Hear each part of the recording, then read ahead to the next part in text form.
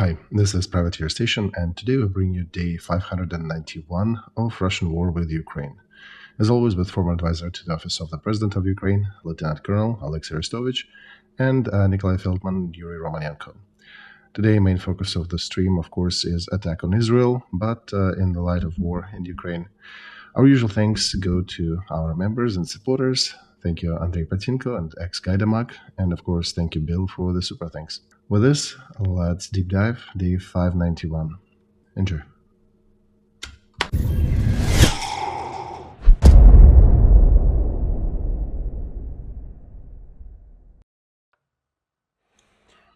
Hello, everybody. This is Project Alpha. My name is Nikolay Feldman. We're starting another day, another stream with Alexey Arestovych. Alexey, good evening.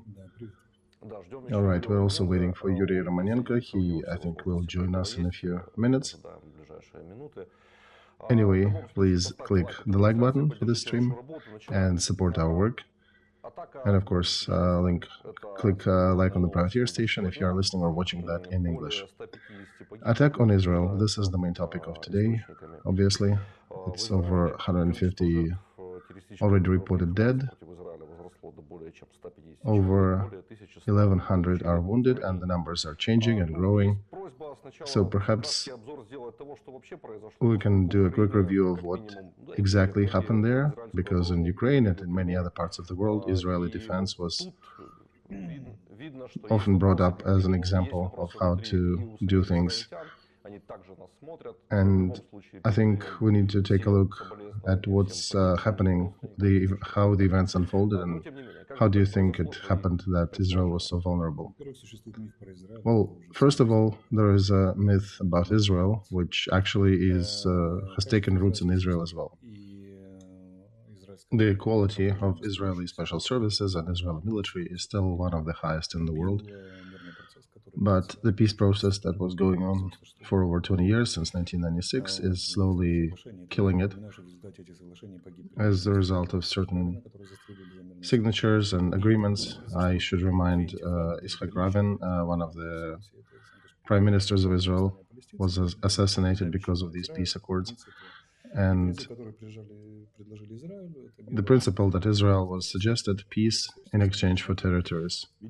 The United States was co-participant in the peace process, and we can see that it didn't lead to anything good because Israel doesn't have an answer to the question of what to do with Palestine. Israel is strong, remarkable, but they have no answer to this question. And Palestine has an answer to what to do with Israel. They have an answer that Israel should not exist.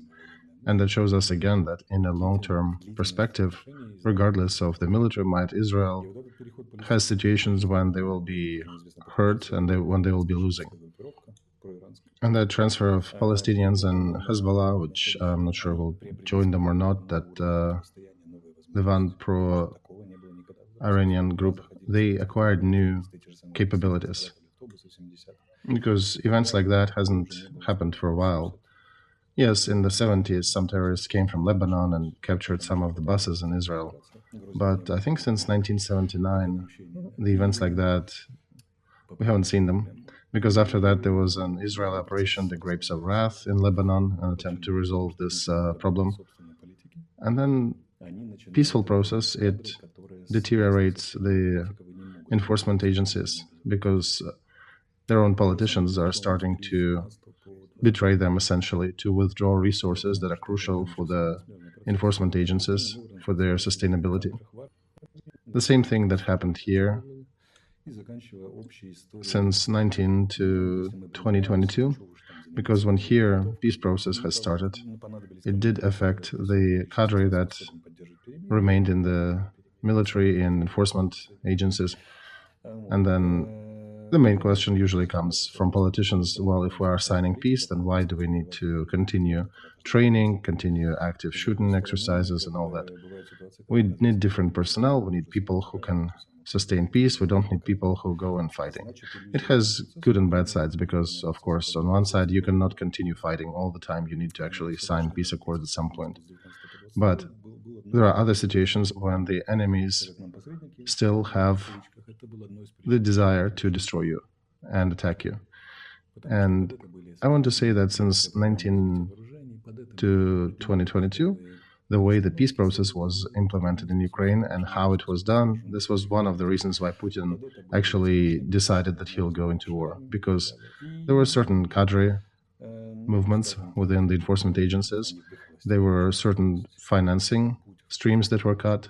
There were certain parts of military that was disbanded, and they basically depleted our readiness. And when Putin understood that our capability to resist is significantly depleted, they decided to, okay, we can go in.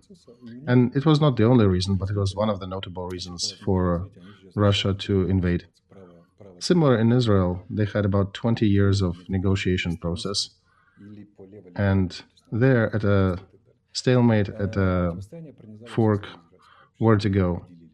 To go right religious, somewhat, some people even call it extremist, others go the usual liberal left direction. And Israel is very split on this right now. Of course, their enforcement agencies and military is also split. They're part of society. So they have their own kind of ideological civil war happening there, and it went to the level that reservists even refused to participate and to be drafted back again and called upon. And those were of also high levels, like intel specialists, pilots, very high-ranking experts. And if these specialists refuse to participate in exercises in certain military activities, they lose their qualification. So while squabbling between themselves, they actually became vulnerable for outside attacks, such as Hezbollah. And foreign processes was going with peace talks with Saudi Arabia. This is one of the key agreements in the Middle East. Israel, among 19 countries that were against them, originally they only signed 2 peace agreements with Egypt and Jordan. And suddenly such a mighty player such as Saudi Arabia was expressing interest in peace accords, and Netanyahu was actively involved in peace process with Saudi Arabia. And Palestinians, they were rather cunning. Them and Hamas, they gave disinformation to Israel, and which Israel swallowed because they really wanted to. We were caught in a similar fashion, that there'll be no Kiev attack on our side, right? I'm just drawing some correlations. That logic of war should have been focused on the east rather than Kiev. And Russia, in some fashion, actually depleted their resources by attacking Kiev, but we were not ready for defending Kiev. So they were dumping a lot of disinformation, and we believed some. So similar, almost a template situation there. 10 times Hamas was doing different trainings, and Israelis knew that these are military exercises. And on 11th time, and playing the situation of war in a crowd. And this time they decided to actually go and attack. And Israeli intel did succeed in gauging capabilities, but failed to gauge the intentions. Similar thing happened in 1979, the War of Judgment Day, which almost threw Israeli forces into the sea, and Israel barely defended themselves when Syria and Egypt attacked them simultaneously. And those veterans who survived that, they still have PTSD from some elements of that war. That was very serious for Israel.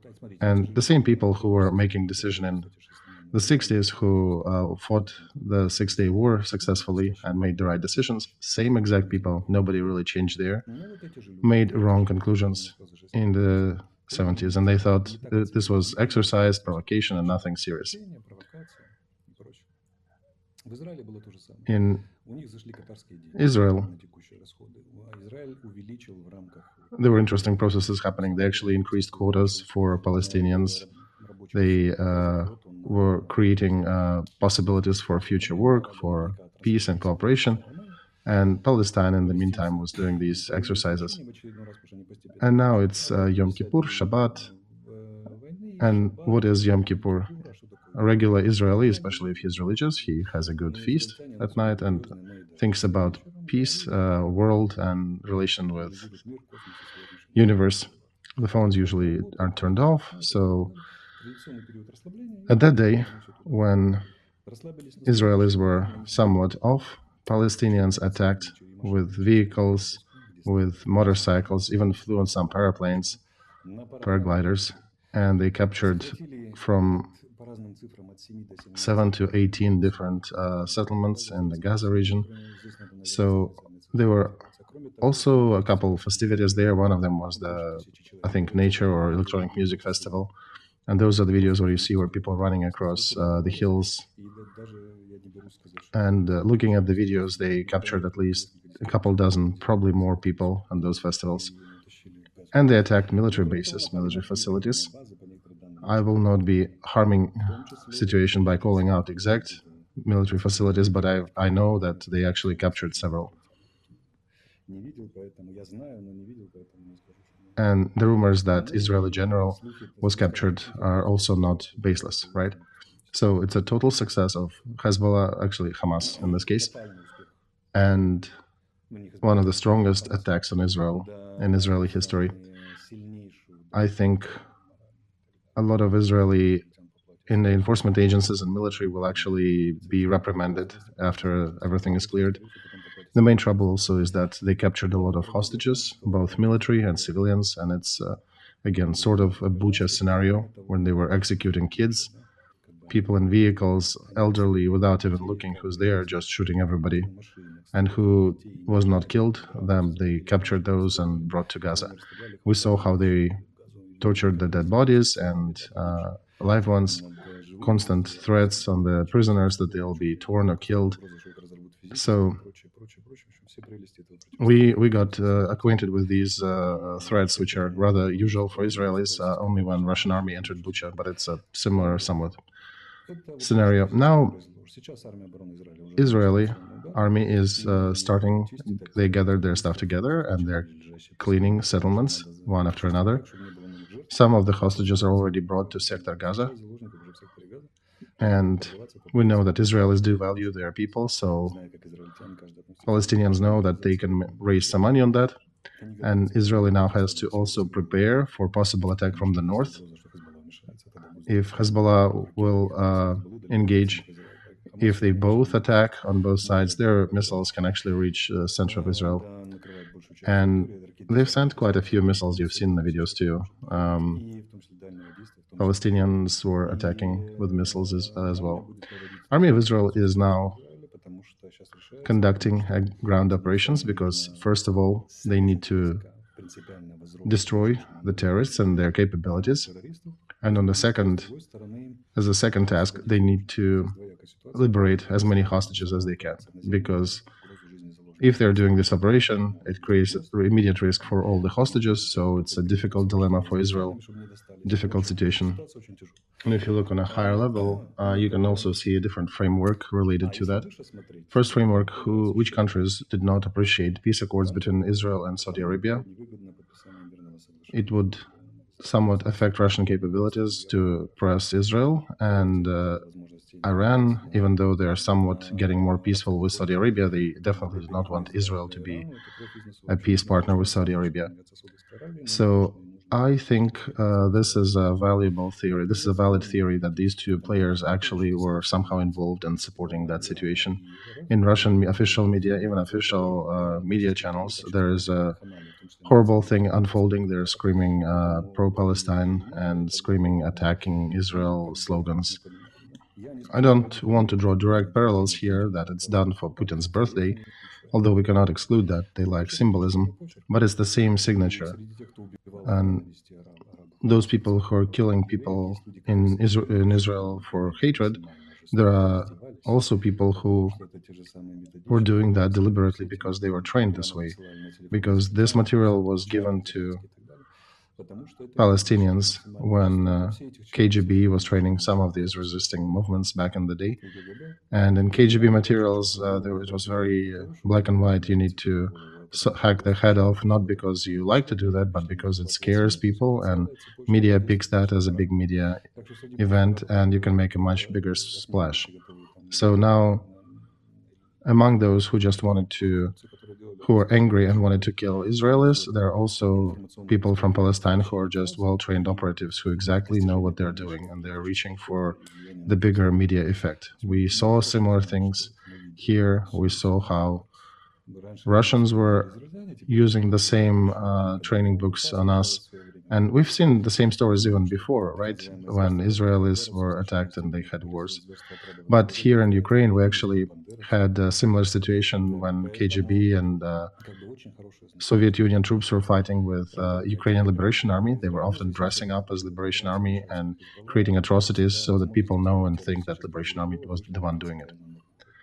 So now we're seeing the consequences of 25-year-old loosening of the security system, and Israel will have to review the whole concept of security and safety, and globally as well, because playing on the global level, it's Iran, it's Russia, it's United States, and of course Ukraine, I guess, because if Russia and Iran are involved, that means that it will be United States and Ukraine as part of that conversation. So it is a very tight knot that you cannot just stay aside.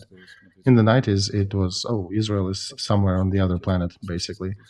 But right now, it's so connected. The more they actually Iran will be involved in this conflict with Israel, the less they will be able to give to Russia to fight the war with us.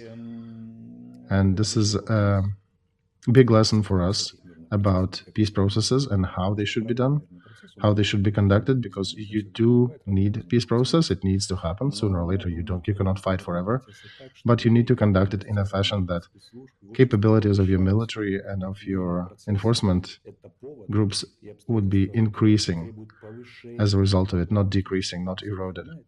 But people are built differently. Battle readiness is something like falling pants. You have to keep picking them up and pulling them up. You need to have people who understand the risks and who are ready to provide for certain measures in order to prevent these risks from realizing. Because as we see, even such people as Israelis, 5 conventional wars against the Arabs, constant terror, 70 years of attacks on them, not a day without military issues, even they tend to loosen and forget certain rules. What is even, if we speak about Ukrainians, we probably will do worse in that situation. So, dear Ukrainians, whenever we are going through a peaceful process, it will happen eventually. You need to make sure that you are emphasizing on every step of this process that as a result of it, the expenses and the allocations for army and security services, they need to be stronger, they need to be growing, because the only good peace you can have, it's as good as your military is strong. I do not believe that our politicians will pick that topic, unless I apologize if I go there in politics and I take care of this matter. I think everybody will be relaxed and will start forgetting these lessons too. I think it's just natural human feature. Remember Brits, they almost they destroyed one of their aircraft carriers, and they barely started cutting, almost destroyed the second one right on the Falklands Islands War. And Germans who dwindled their army from 26 brigades to only 6. So this is a lesson. Do not relax. Peace times is a reason to train and to heighten your capabilities and not to decrease them. And as for operations in Israel, we'll see what will happen. We'll see if Hezbollah will join or not. There are some... Hello, Yuri. Thank you for joining. I think there are already signs that Hezbollah is considering joining the fight. They're preparing, supposedly. There is that information in the media. We'll see if it happens. And recently there was discussed another big thing, a big transport corridor, India, Saudi Arabia, Israel, European Union. So I think this is another framework, by the way, because that corridor through India and the West sees India as new China, and that corridor needs to go through Israel, and insurance companies would not want to provide insurance for that corridor if that'll be a hotspot as it is now. And joint statements by Netanyahu, Lloyd Austin, and Pentagon, they are confirming that there is a big campaign for not having gray zones around Israel as such. And that brings a question, how wrong are those who are talking about a new 30-year war, which started in 2008, roughly, and it's a prolonged and sort of fragmented Third World War, I guess. This is not the last conflict.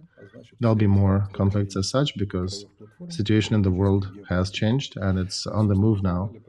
And so all the edges of political, geopolitical interests are definitely in collision, and they will be tested with war.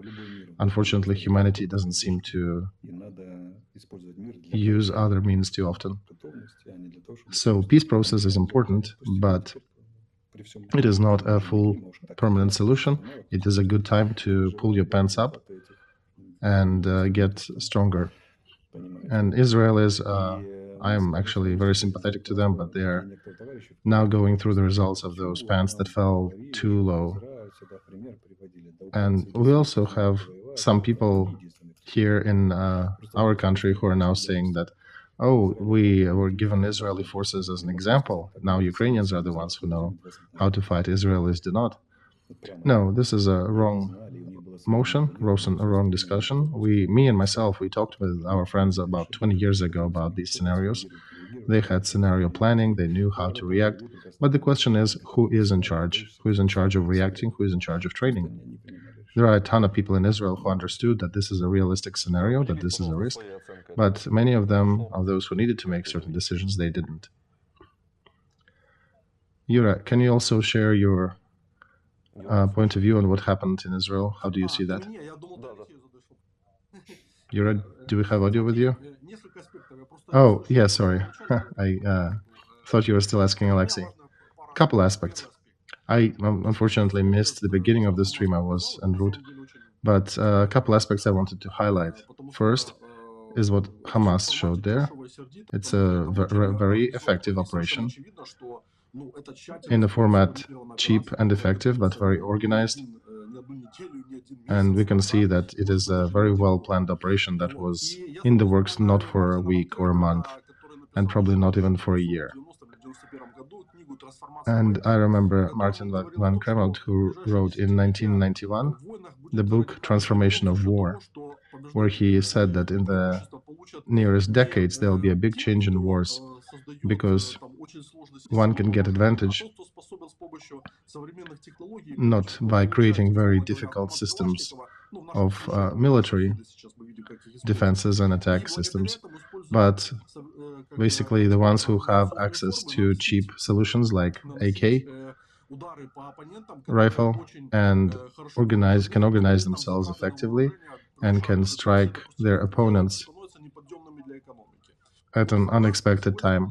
They can even prevail over very well-trained and well-equipped opponents, but for the defending party, it will be more difficult and more costly to continue on with the defense course.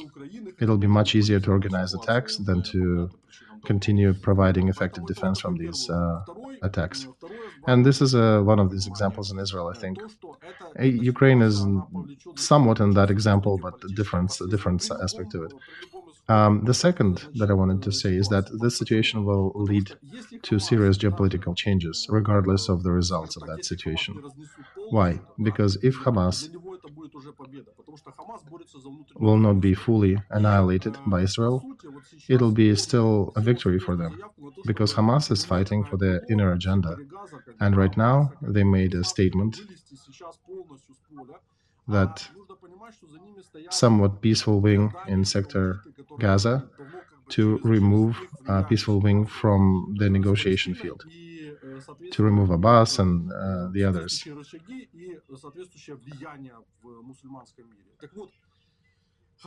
So that the military wing will actually have more levers and more effect on the Muslim world now. Hamas, that is using the technologies and powers of Iran, Turkey has very interesting relations with them sometimes. And Hamas is changing geopolitical chessboard in its favor, unless it gets fully destroyed by Israel. And I think, I doubt that Israel will manage to fully eradicate Hamas as a movement, because you will have to enter the Gaza Strip and the Gaza sector, and it'll be costly, be difficult. Is Israel ready to go for such a military operation, especially if there'll be a threat from the north that Hezbollah might join? the fight, because we might see that these two parties want to shake up the whole situation from the north and the south. And then there'll be a question about Iran. What will Iran do in this situation? How will that affect inner political developments in Israel? Because Netanyahu just got torpedoed with this war. And given that he was having some issues with military, and I think Alexey was talking about that before, and for the last few months we could see that there are definite issues between Netanyahu government and military in Israel, and that can lead to a very serious crisis in Israel in regards how to adapt to all these demands of the unfolding events. And with all the countries where Israel has very difficult relations, including even Egypt. By the way, the war started at the same date that Yom Kippur War, the War of Judgment Day. That also, I think, is symbolical, because Egyptians, General Assisi, will also have to look at the consequences, the image-related consequences of this operation. Because right now, in many Arabic countries, the same in Egypt, many people are out in the street celebrating what happened. So this is a very serious situation, which will affect inner political agenda, both in Gaza sector, in Israel, and in the surrounding countries. And of course, will be related on a bigger scale to the triangle, what's happening between Israel, United States, Iran, United States, Russia. And if you look at what's happening in Russian media, they're just celebrating. There are festivities all over. They are screaming at their own Russian expats who moved to Israel, who left Russia, and screaming at them, saying, hey, you now go and defend your new motherland. So this is a bigger problem there. And I think in Ukraine, we should use the situation to understand our position in this, and maybe use the situation to better our relations with Israel. I think Zelensky was right coming out in support of Israel. At least we made right statements so far as a country. And that's my reaction. All right. We'll also say that Minister of Defense of United States made a statement that Ministry of Defense, United States, will work on providing means for Israel to enhance their capability to defend themselves from selective violence and terrorism. So this war makes an attempt to also switch attention from the Russia-Ukraine war. No, Nikolai, it's okay. Let me finish the question and then we'll continue. I know that we have some relations, some issues with the United States in terms of funding our efforts to fight the war with Russia.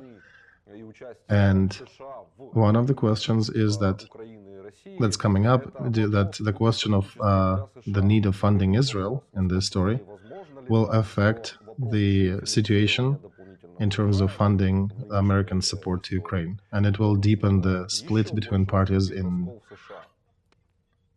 United States.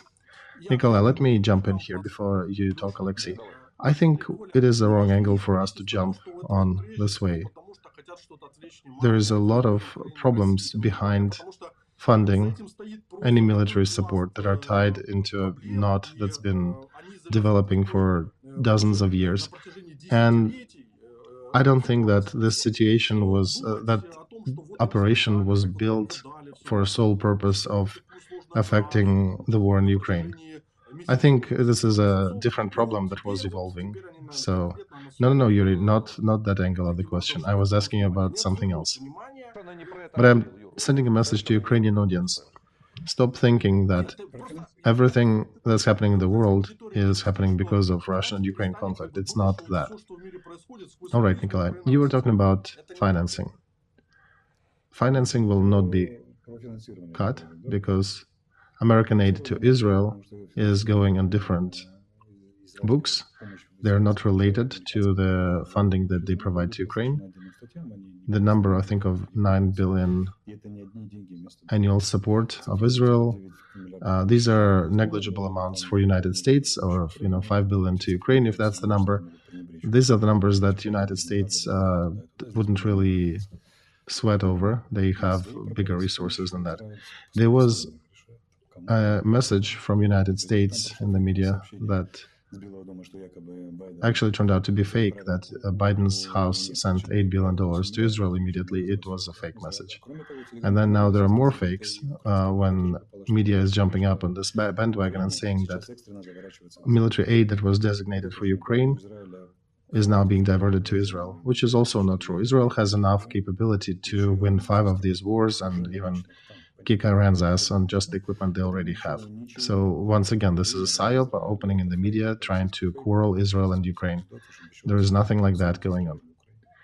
So my question was, gentlemen, do you think this war might cause a different, deeper crack between two parties in terms of funding different wars in the United States?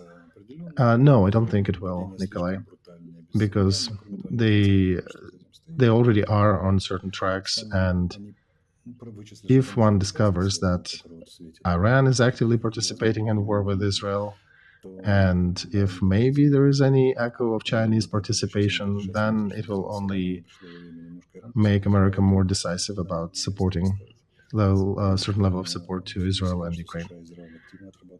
And we did mention about the corridor trade route through India, so it's interesting geopolitically.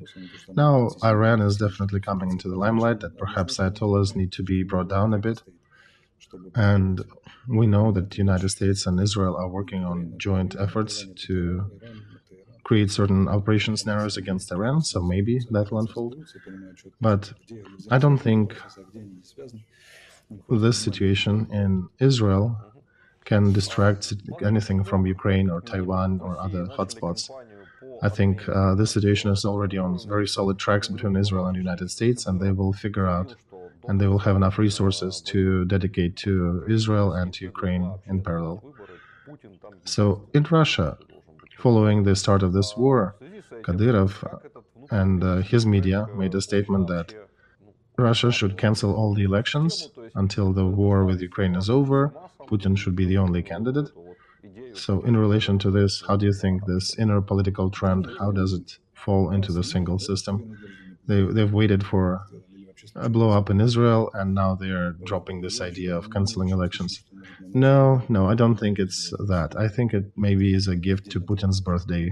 And I think we'll hear more screams in Russia about maybe even reinstating monarchy or something. But I don't think it's related to Israel. We have some changes on our front. Do you think we'll talk about Ukrainian front today?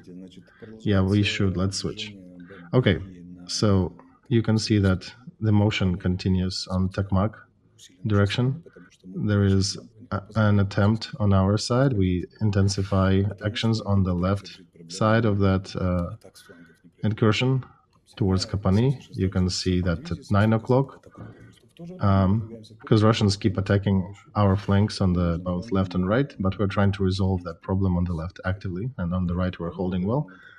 Plus, there is motion deeper down. We apparently have more successes down south. You can see the shape of this blue protrusion is changing. But Russian reserves are being dumped in that area as well. And the question of how we'll be solving this matter becomes sharper and sharper, and where will we take enough resources to continue our motion southward. But the main event for the last 3 days was near Kupiansk.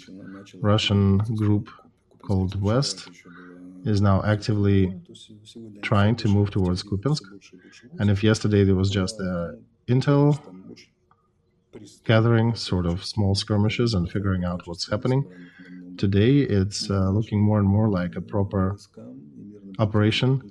And I would say that, yeah, it's here up in the north. I would say that our troops will have a serious foe to hold here. And I'm sending a message to civilians in that area to perhaps evacuate, if not yourself, then at least your children. Each family decides for itself, but I think Kupiansk will be in the crosshairs for a while. The pressure of Russian troops there is very strong, and we can only wish all kinds of success to our troops and safety to our civilians. Those who live in that area, give it a second thought if you want to stay there during this operation.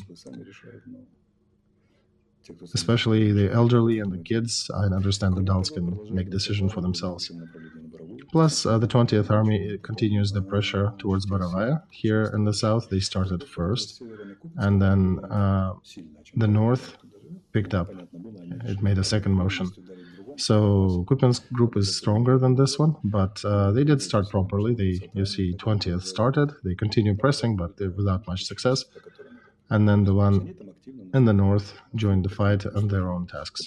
So situation in that part of the front is more difficult, and they're conducting heavy fights along the front line. Very heavy fighting to the south of here towards Bakhmut, both north and south, heavy fighting around it. Russian reporters saying that Ukraine has already taken over the railroad that is going there, and we fortified ourselves. But despite the fact that we moved forward further and even cut the road Bakhmut-Gorlovka, Russians continue to attack using the reserves they have and adding some troops to that front. So it's difficult for us to move there as well. If you go down south, Avdiivka, Marinka, nothing disappeared. Heavy fighting continues there.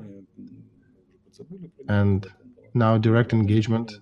At some point it was in the news near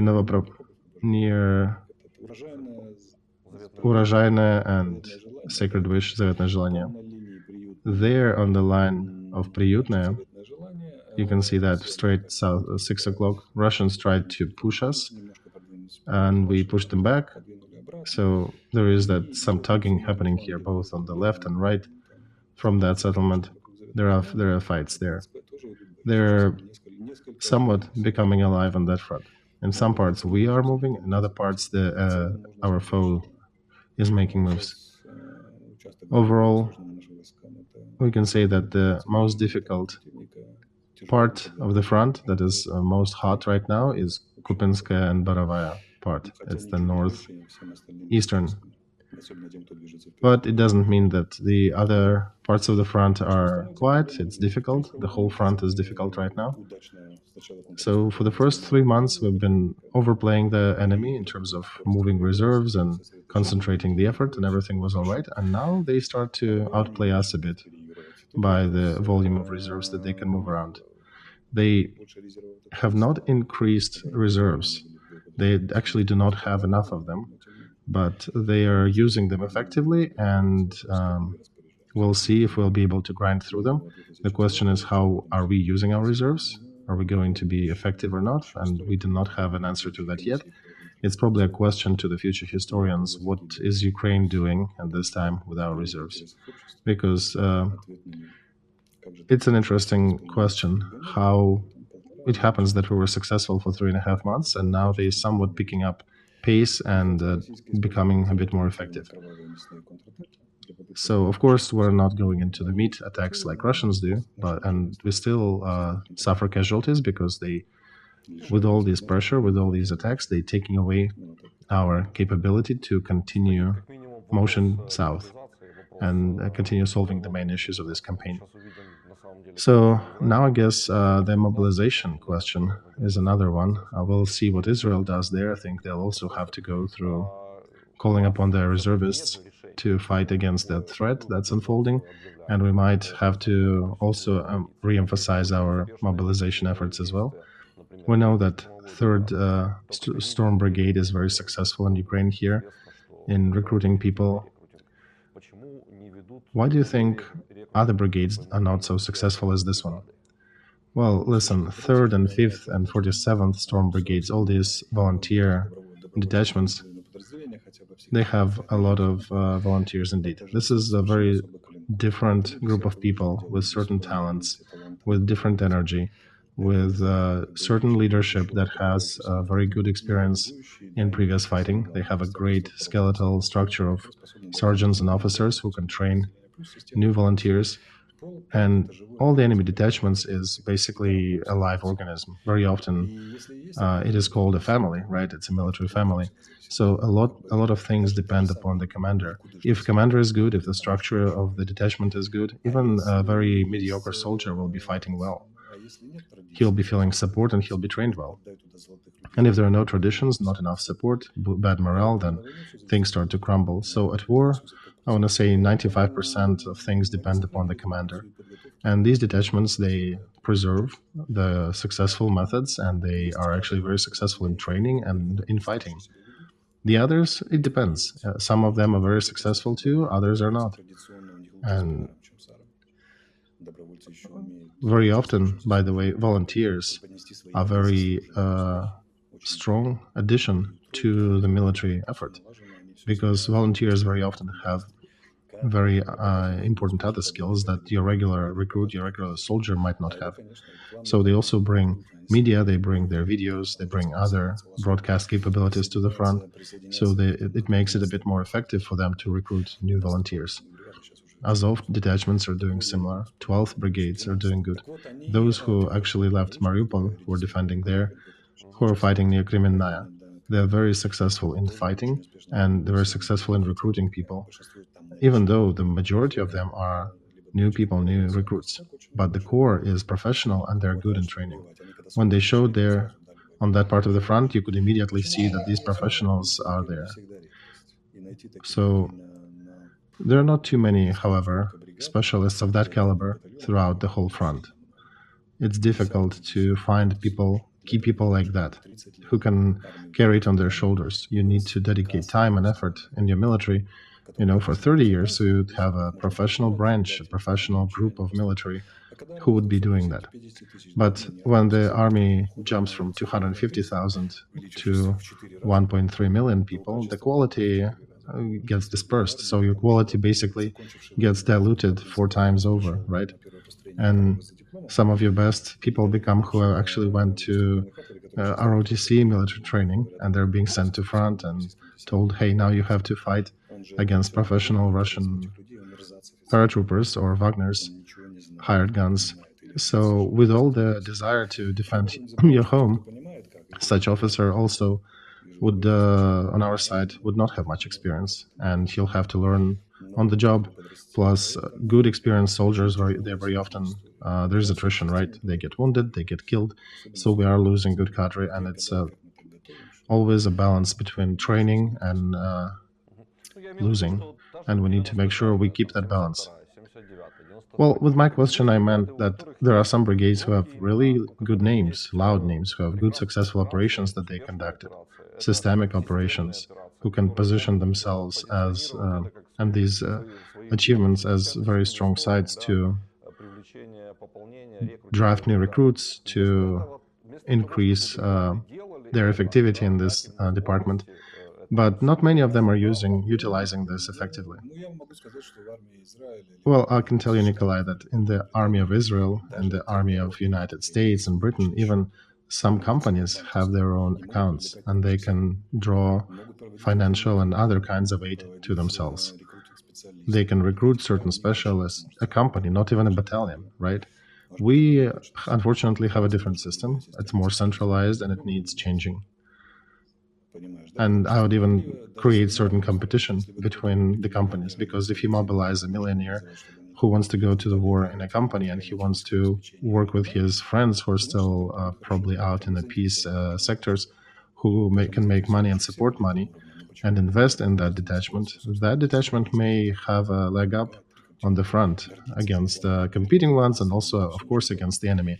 So, but that requires a general change of concept of how we train, how we operate, how much freedom do individual detachments have.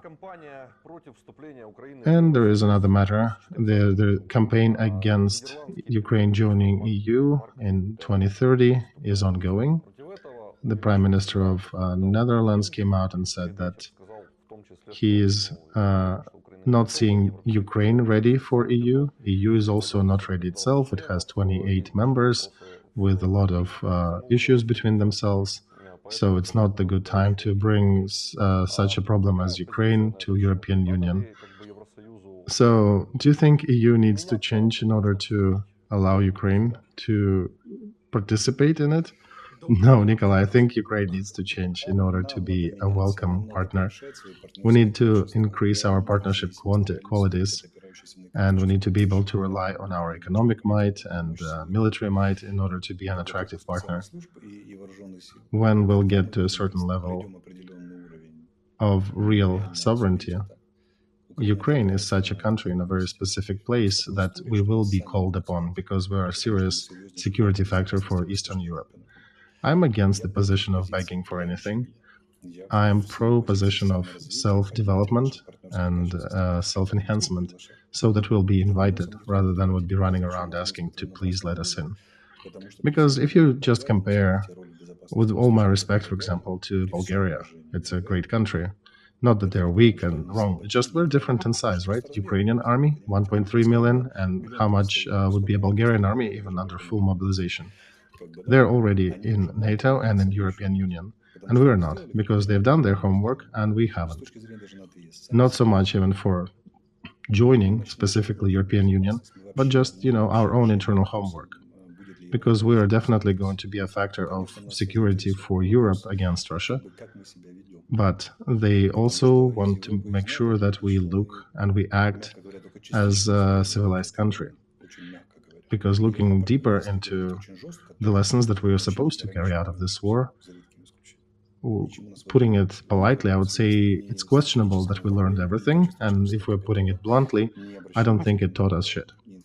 Neither information politics, nor financial politics, nor corruption work. Typical Slovakian example, right? Slovakia refused to provide military aid to Ukraine right now.